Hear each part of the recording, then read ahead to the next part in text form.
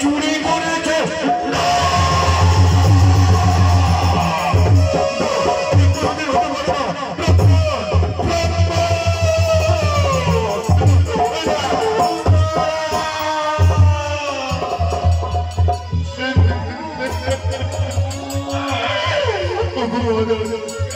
আপনি বিশ্বাস করে